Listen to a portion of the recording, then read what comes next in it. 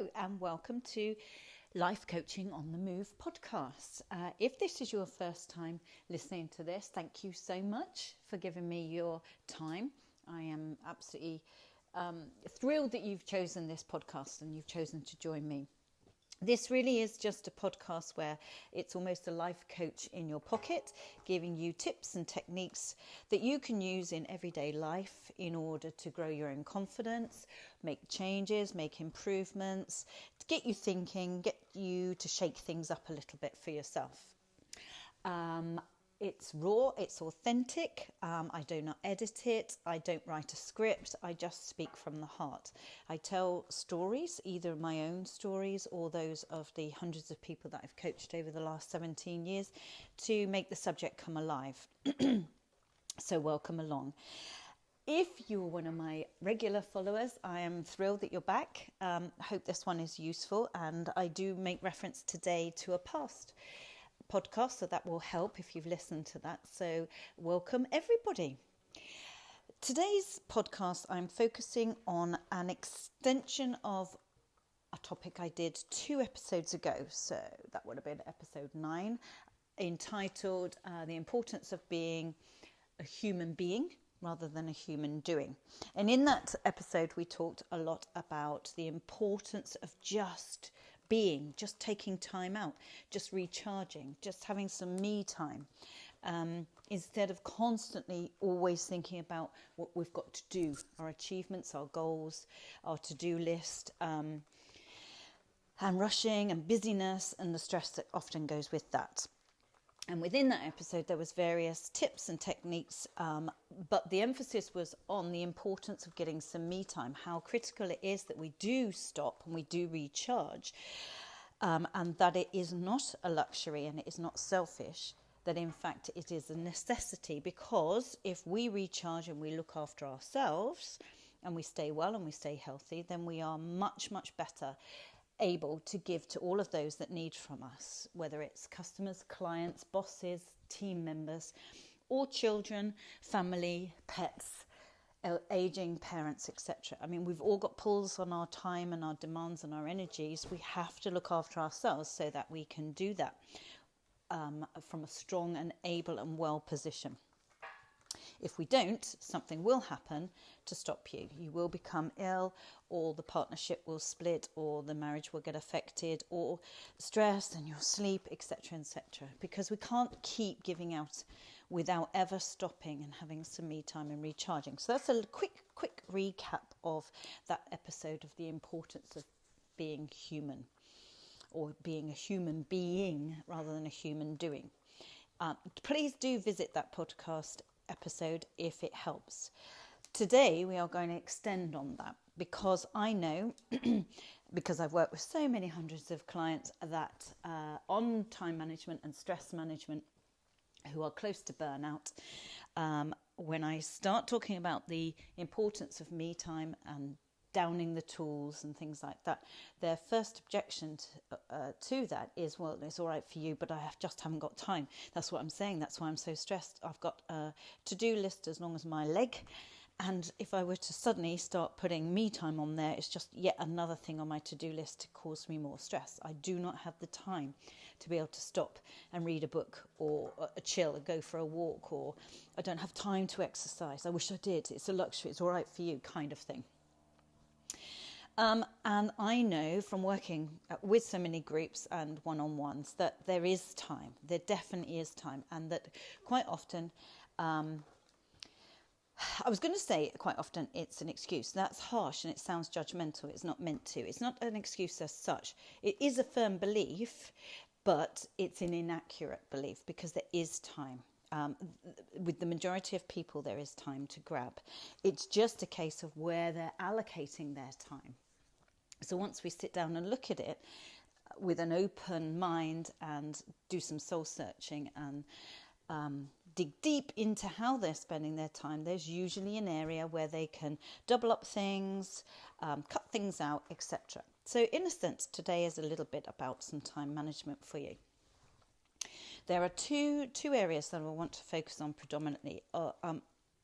And those areas are two where we can claim back sometimes. So if you have bought into the idea that, yes, I know it's important to chill out, recharge, but I haven't got the time. If you're of that mindset and you're in that position, this is for you. Because these are two areas where I believe most of us can get some time from without other things on our to-do list suffering.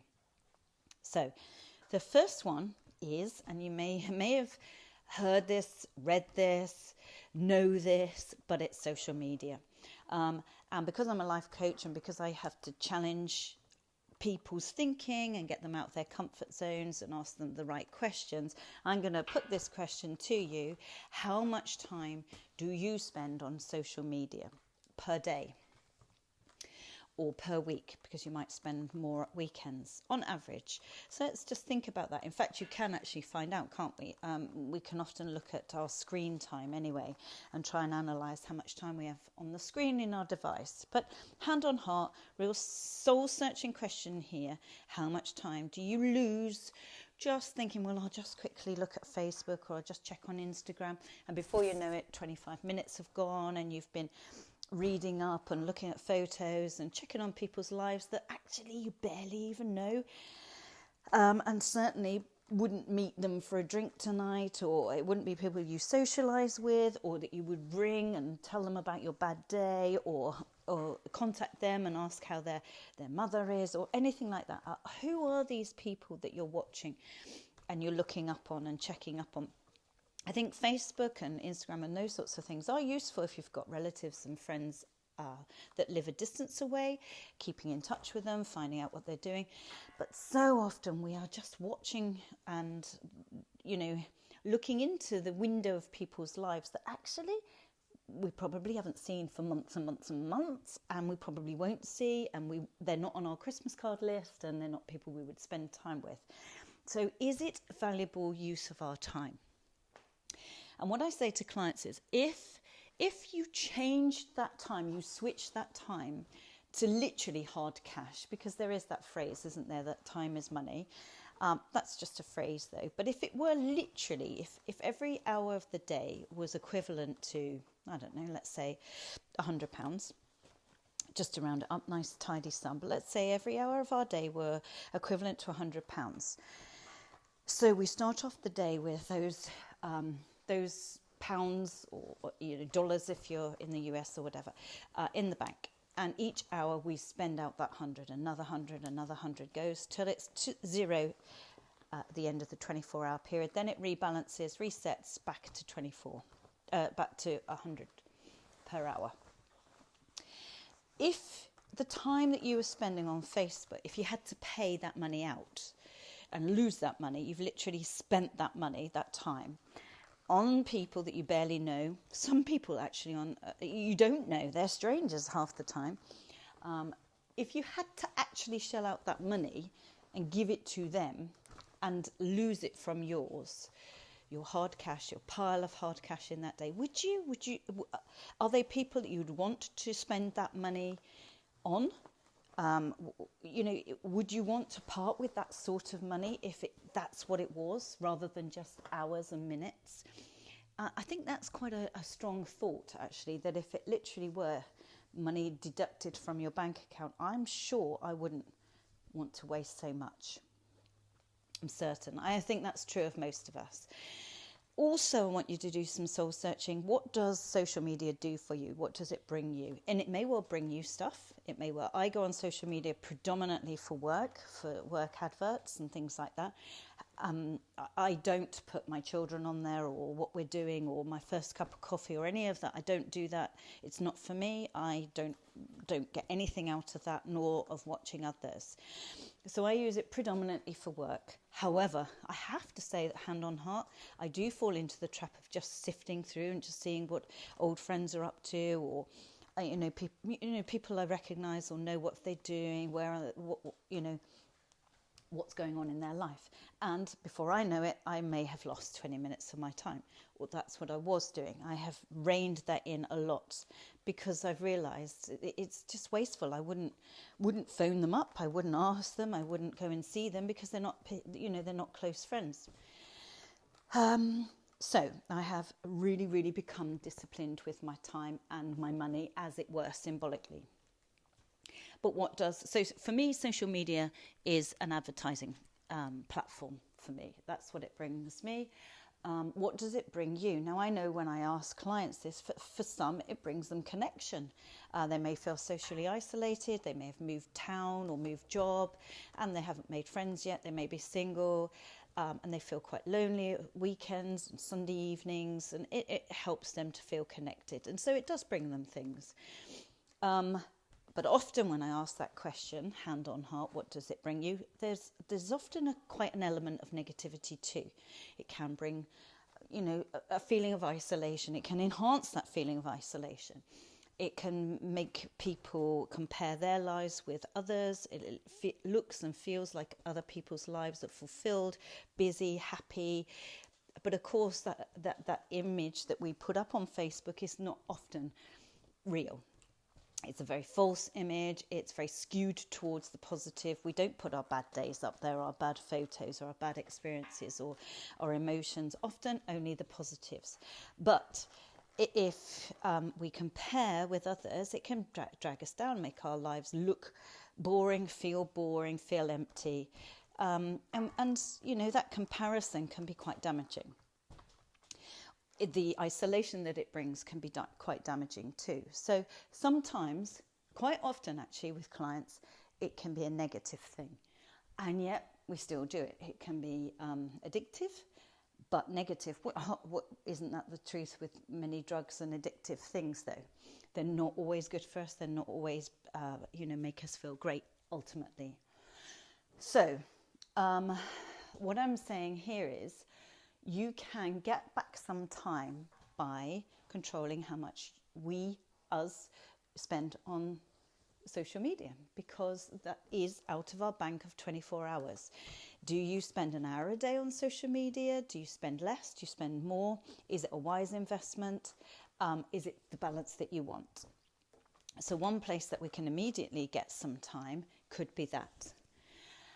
I don't know if I've said this story before, but I was listening to an interview recently with an absolutely phenomenal woman she in January, I think, she won the spine, and she actually beat the record by hours. I think it was at least 8 hours, I think, that she beat second place, who was a man, by at least 8 hours. Now, the spine, for anybody that doesn't know, is a kind of a huge, grueling trail run, I think of about 300 miles over a few days, over however long it takes the participants really to do it. And they can go through the night, but they have to navigate themselves. It's not proper tracks, it's not all arrowed out or routed out. You have to navigate through overgrown paths and woodlands, and you can't find the gates or the stiles or anything like that. You have to carry your own kit, your tents, your food, everything, clothes, the lot. And it's often in the dark by yourself, miles, freezing cold, January, bleak, just incredibly grueling activity. And she smashed it, absolutely smashed it. And that in itself was impressive enough, until through the interview I also heard and learned that while she was training, and bearing in mind the event was in January, so she had been training all through the winter for this event by herself at 5 a.m. So anybody that has to get up at 5 a.m. in the dark by themselves to go off and do a trail run has my admiration. But she had been up through the night with her baby, feeding her baby. So that takes energy, it's draining, it takes calories, etc. So she had a young baby. So she is also, of course, recovering from birth and feeding her baby up in the night, interrupted sleep, then going out by herself at 5 a.m. to do training runs, which I think is incredibly impressive. On top of that, during the event, the 300-mile event, she was stopping and having to express milk. By now, the baby was 11 months old, so I think it was just night feeds that the baby was having. So she was expressing milk for those. But on top of that, if that's not impressive enough, she also said in the interview she's a vet. So after she'd done all of that through the training, she would then go to work. I just take my hat off to her, and I was staggered and and asking exactly the questions that the interviewer then went on to ask of how did you fit all of this in? So much on your plate. And she said, first of all, she doesn't have a TV. They don't have a TV, her and her husband. They do sometimes watch the odd Netflix via the computer, but not often. And she said what she does, she had to decide what was important, which of course are a baby, her husband, her job, and her goal to do the spine. She didn't necessarily think she was going to smash the record, but she did want to take part and challenge herself. So therefore, all the time, for weeks and weeks beforehand, whenever she had time, she would only concentrate on tasks that would underpin one of those goals, that would either be about her baby and her husband, or her job, or her training for this event. She wouldn't, she said, didn't want to, didn't have the luxury of wasting any time on other things such as TV. So that the TV went, she didn't sit and watch inane TV and eat stodge in the evenings, she said. She had to control that. She had to use her time wisely and be focused. And I think that's what is the trick here. On top of that, she also said she doesn't waste time on social media. She does do social media, she explained, but consciously and sort of in a disciplined way, 3 times a week. She posts roughly, but it's very mindful that it's only 3 times a week. And she does put posts up because she passionately believes in inspiring other women. So she would put posts up around that, but then would come straight off social media. She wouldn't sit there for hours just sort of flicking through and checking up and just losing yourself like so many of us do, me included, or I used to. I'm less inclined to do that now because I'm controlling it much more, as I've said. So for those 2 things, by her being really strict with herself and staying focused with what was important to her, she said it's key that we know what's important to us, we make choices, we prioritise, and then we stay disciplined and strict with those priorities. And I think they're life lessons that we can all learn from. We may not be planning to do something so phenomenal as the spine whilst feeding a young baby and working as a vet, but we all have demands on our time, pulls, priorities, etc., goals and places and to be and things we have to do. So if we stay focused on those and we let the other things go, we gain some time. And that time can then be to recharge, to do a little bit of exercise, to have some downtime, relax, recoup, and so on. So going back to my original goal for this podcast of how can you achieve some me time? How can you put yourself first? How can you just be a human being rather than a human doing? Well, one way is to restrict the time we waste on social media and stay focused on what is key to us, stay focused on our priorities and only do actions, as she did, that underpin those priorities. So that's the first one.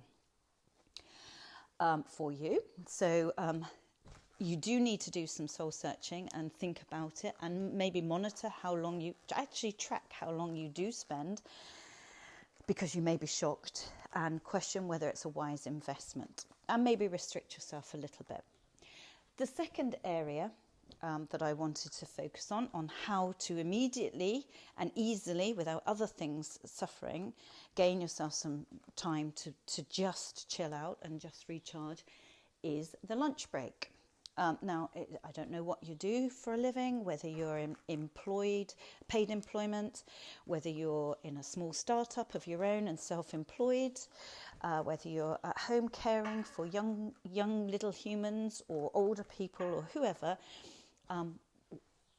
Most of us are entitled to a lunch break. Most of us should have a lunch break in whatever we do, even if it's at home with young children who have a nap, an hour's nap or something like that. There is usually time, and in fact, the allowance of time and the expectation and permission for you to have a lunch break.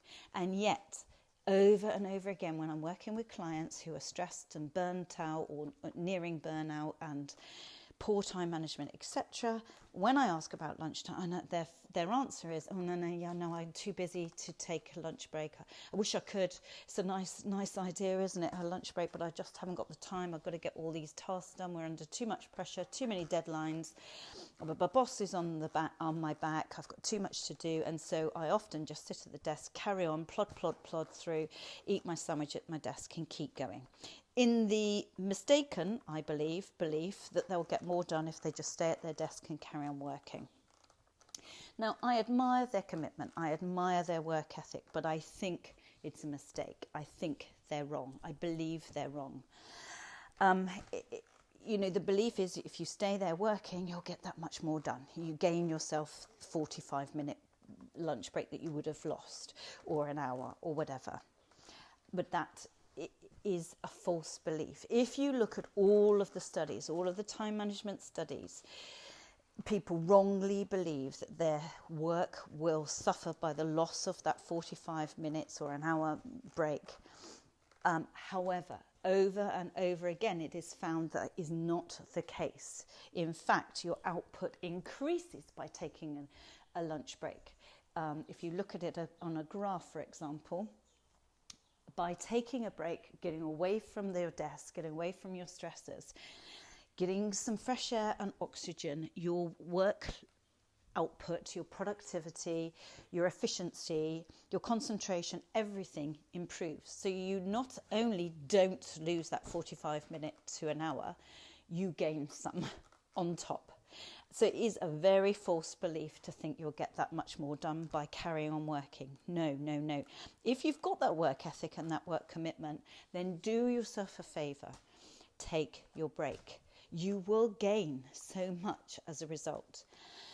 Now, this is where I start getting all passionate about my fundamental belief in life. I am so strong on this belief that I probably have already mentioned it many times and probably will many more times. But I do believe we are cavemen still. We are not designed to be indoors in artificial heat, artificial light, sat down, folded up, cooped up in front of a computer screen, or in cars, in traffic, on trains, those sorts of things. We're not designed for that. We are... man is designed to stand up on 2 feet and move around and be outside. Every single living thing relies on the sun for life force, sun and oxygen for life force. Every plant, every animal will not thrive without the sun and fresh air. And yet we put ourselves into centrally heated artificial buildings and stay there.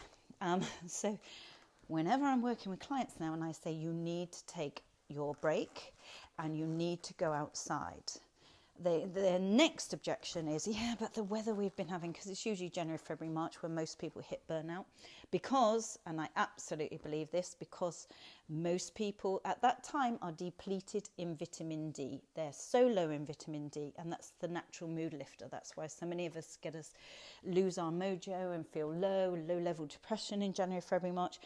It's because we are very low in vitamin D. We need to go outside. And they'll say, but all that wind and rain. And so, I'm staggered when they say that. I love being out in the wind and the rain running. I run all year round. In fact, the one weather that stops me running is sun. I can't bear running when it's really hot. That really does for anybody and drains and zaps us of energy. But raining, windy, snow even, as long as it's not dangerous. There's no such thing as bad weather. It's just bad clothes. So I'll say to people, well, have you been out for a walk in the rain? No, you can't go out in the rain. Yes, you can. Get the right coat, get the right umbrella, zip up, cover up, get out there. You feel great. You never feel worse. If it's cold, hat, gloves, scarf, off you go. You feel brilliant. You come back on a Sunday morning, everybody else is still in bed, plodding around. And I do tell you, this hand on heart, if I get out and go and do a run or a big brisk walk with the dog in all weathers, bracing weather, freezing cold or blowing a gale, I never feel worse. I always feel better. I feel very proud of myself psychologically. I feel a little bit smug. You never ever feel worse. Plus, on those days where I have made myself do it, because I really have no choice. We've got a Springer Spaniel, 2-year-old Springer Spaniel, and if she doesn't go out, we pay the price. She is bouncing off the walls. For all of my friends who have dogs are the same, or horses. You still have to get out there in all those weathers. I absolutely believe they maintain their mood through the winter, much more so than people who stay in all through the winter, virtually hibernating, rarely go out. It's really not good for us. Really, really not good for us. And we don't need bright sunshine to get vitamin D. That's a false belief. We just need daylight on our face and hands, on our skin basically, for it to soak up the vitamins and lift our vitamin D, natural mood lifter. Plus, being outside, you get fresh air and oxygen. You oxygenate your brain. You can think better. So if you make yourself have a 45-minute lunch break and get outside, go for a walk, coupled with which you could add in maybe a podcast, listen to a podcast, learn something, expand your mind, or listen to comedy, or listen to something interesting, or an audio book. Lots of clients say, I used to like reading, but I just don't have the time to read anymore. I'm so tired. Then do audiobooks. Download audiobooks onto your phone and listen to those on the train, or listen to those in the car or out at lunchtime on your break. Or, as I am doing now, actually, because I like to do more than one thing at once, I am stood doing a week's ironing whilst doing my podcast here with you now. I know that most of my regular listeners will know that I'm often on a dog walk with Millie and you hear all the bird song. Today, for the first time, I'm actually doing the ironing whilst talking to you.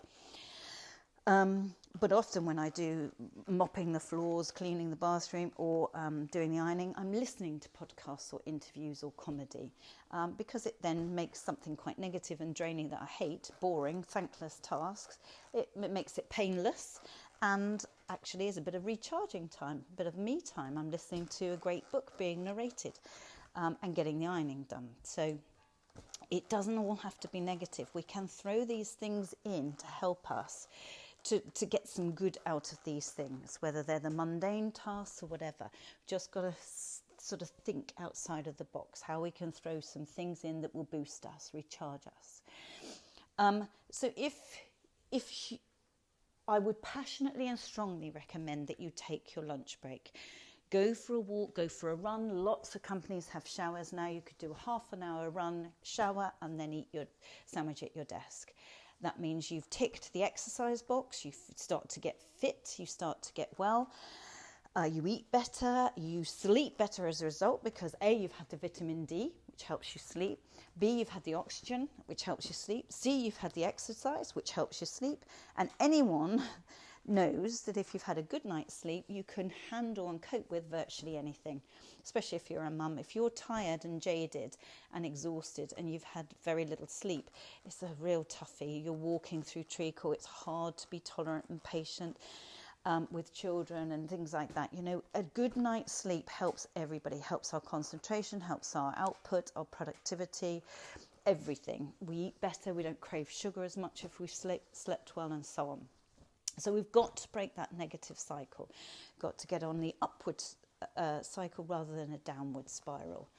And that can be as easy as making sure you take your lunch break, even if it's just to sit on the park bench and read, or write something, or write a journal, or write an gratitude journal, or meet a friend. And actually another thing that boosts us is meeting a friend, having connection, rather than doing it virtually through Facebook or Instagram. Actually meeting with someone, or go with someone from work, go for a brisk walk with somebody. When I'm walking the dog or running, I've got a few really good friends here that we've been friends for years. They've also got dogs, they also run. We meet up, they work, I work, but when we're on a day off or an early evening or a Sunday, we'll meet up. So not only are we doing the dogs, so the dog's done, that's ticked, one chore done. We're also having some exercise, that's another one, keeping our fitness up. But we're also doing it together, so we're connecting with our friends. I wouldn't get to see them anywhere near as much if we didn't do that. That's our point of contact, that's our social side. So we're ticking 3 things off our list by combining them. So at times there might be 2 or 3 of us, and we've all had a proper catch up, chatted while we've run around for an hour, jogged through the woods, been with nature, done the dogs, back Sunday morning, and you feel great. You never feel worse. So my key takeaways today for you are, I still emphasising the need for us to have some me time, but now it's ways around our possible issues of I haven't got enough time. There is time. It's just changing where we spend our focus, and some things giving in order to allow the time elsewhere. So for you, the key takeaways are, where are you possibly wasting time, and how can you get that back? And what will you do with it? How can you get some me time? What is your thing that recharges you? Is it a bit of baking? Do you like baking or cooking or fishing or whatever? And maybe combining that with some lovely chill out music playing on your phone, or an audio book while you bake, or whatever. A hot bath and listening to some good music with some Epsom salts in the bath to lower your blood pressure, and some nice scents in the background, some smells and things like that. All of these are great things to do, and practicing your breathing, doing some breathing exercises whilst in the bath and calming your breathing down. Any of those things. So for today, I have given you some time management tips, really, because what we have concentrated on today will actually also improve your work output. So not only will you feel healthier, fitter, more rested, better sleep, better mood because you're vitamin D, you will also perform better at work. So you do not have to feel guilty. If you think about it, actually, if you are in a job or a role where you're expected to have, let's just say for argument's sake, a 45-minute break, but you're not actually paid for that, not that that's the issue here, but 45 minutes is your allowance. If you don't take that, over a week, you've given out 3.75 hours a week, or you've lost 3.7 hours a week. I mean, what could you do with that time? If we could change by some minor miracle how many hours there were to the day and add in an additional 45 minutes, what would you do with it? What could you do that you're not doing now? Learn a language, learn a subject, go somewhere, do something, anything like that. But that's basically what you're giving away if you don't take your lunch break. If you times 3.75 times 4, you're pretty much, it's 15 hours. So 15 hours a month, that's 2 working days, more or less, give or take. 2 working days you're giving extra to your job.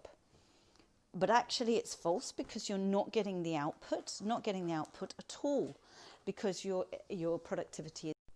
And if you think about, if you're giving 2 days a month away, how much is that over a year? It's a massive amount that you're giving away, but wrongly as well, because it's not paying off. It's not paying off for your employers or your customers, and it's not paying off for you and your family.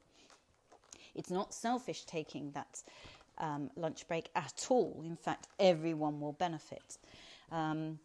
Your tasks, any of our tasks, shrink or expand to fit the time that we allocate. So all the time management studies reveal that. So let's say you allow 3 hours for a project. Bizarrely, all the time management studies have shown it will take 3 hours. But equally, the same studies show that had you only allowed 1 hour, you would also get the same task done. Because it shrinks into the time we've allocated, or expands into the time we've allocated. And to back this up, just imagine that you're somewhere without a charger. Say you're stuck on a train or something, and you've only got 10% of your battery life left on your laptop or your phone. How much work do you get done in that time? Knowing you've only got 10% of battery life left, you get loads done. But what you get done is the important stuff. You don't start sifting through social media and think, I've got plenty of time, I'm stuck on this tray for hours, I'll just have a little look here, or just look through some old emails, I'll just read a few emails that I've been copied in on for my information, update me. You don't do that. You've only got 10% of battery. So what you do, you focus on, a little bit like the athlete or the lady that did the spine, you focus on what's important. You get your priorities right. You get those key jobs done. So you achieve, I mean, I used to do this when the children used to come home on the school minibus at 3:30. I would often sit in my office and think, right, I'll do some admin for the next 20 minutes because the bus might be early. And the bus stop was right by our house, so he would toot his horn. I could hear him. I would hear his gears on the minibus coming up the road, and he would toot, and I'd run out and get them across the road. But because for about 20-minute window, I knew that they could be early, they could be late, I'd sit there, but I only had 20 minutes. And I would get so much done in those 20 minutes. Every time I did it, it would stagger me. And of course, this is backed up by this law, Parkinson's law in time management, that's what happens. You stay completely focused. I do that now in the mornings. I get up before the house, I get up at sort of 6:30, 6 o'clock sometimes, get the kettle on, make them all cups of tea, take them all cups of tea in bed. Can't believe I'm admitting this. So that they come round slowly, they start to stir, start to wake up. But I give them sort of half an hour, 35 minutes before I start. Come on, we need to get moving, you need to be up, you need to come down for your breakfast, and get them chivied along. So I've got myself quiet 35 minutes, and I know that's all I have first thing before I start doing the school run, the college run, the dog walk, etc. And so again, I get all the key emails done, all the stuff that I must get moving, instigate things, emails, send out stuff, I stay focused in that 35 minutes, and I probably get more done in those 35 minutes than I do when I get back. If I'm not coaching one-to-one, if I get back and I'm supposed to be writing slides or presentations, I probably get far more done in those 35 minutes than for the next 3 hours of an admin day or something, because I stay focused, because I know I've got limited time. Is this something you relate to? If it is, use it to your advantage. So let's wrap up now. Extending on last episode on the importance of me time, on the importance of recharging, and how it's necessary for our health in order to give out all of those people that need from us. These 2 tips, the hand on heart soul searching with the social media, the monitor it, measure it, find out, think about it in terms of actual hard cash and where you're investing that hard cash, and is it a wise investment? And be strict with it, discipline it. You can grab yourself lots of time as a result. That might be much more wisely spent. Secondly, take your lunch break. Don't feel guilty. Take your lunch break. See the benefits. See how your work improves, your output, and so on, and see how your health and well-being improves. So I wish you well. Please remember that you can always drop me an email and let me know what you found useful. Let me know what you've tried and the results that you've had. My email is dawn@milestone-coaching.co.uk. I love to hear from you, and I may well read out your email in some future episodes if you've got some good little snippets that you found useful. Visit the website www.milestone-coaching.co.uk, where there's loads of things. There are dates for workshops coming up. There's the blog, there's lots of the different trainings that I offer to different companies, or one-to-one trainings. There's coaching. I know I've got a lot of listeners abroad, but don't think geography is a barrier. It isn't. I do face-to-face coaching for people local to Hampshire in the UK, but I equally do FaceTime and phone coaching for those further afield. So if you feel that a one-to-one coaching session could be helpful for you, and I don't tie people into a certain number of them, I completely let you decide whether 1, 2, however many you want to achieve what you want to achieve, then please drop me an email or phone me or make contact through the website, and we can start the ball rolling on that one. The last thing I wanted to say, because we focus on time management, many of the things I've been covering and the snippets that I use come from an online program that I have put together. If you want a proper online time management program that you can do at home, learning loads of other time management tips for your productivity, if you're running your own business, or you're self-employed, or you're a line manager and things like that, this online 2-3 hour program that you can do in your own time at your own pace, you can stop and start it as you like. It's a narrated presentation packed full of time management strategies. practical strategies that you or your colleagues, if it's for one of your team members that you know is struggling. It's just under £50, so it's very, very reasonable. You don't have to lose them out of the workplace or the office for a day to attend a workshop at all. They can do it in the boardroom or at work in an office or at home at their own pace for minimal outlays. But many time management strategies on there, so their productivity or your loved ones will be massively improved with minimal outlay and minimal time lost. Because I know the irony is when we're struggling with time management, the last thing we want to do is lose some time going off on a day's training course. So this can overcome it, because once you've purchased it, it's yours. You could do it at the weekends, whenever you like, in stages or whatever. So again, if you want to have a look at that, that's on the website under online programs or online courses on the website, if that's something of interest to you or for a loved one, if you want to purchase it on their behalf or for team members. Other than that, I wish you a good, healthy, strong, confident week and look forward to seeing you on the next episode. Thank you again for your time. Speak soon. Take care.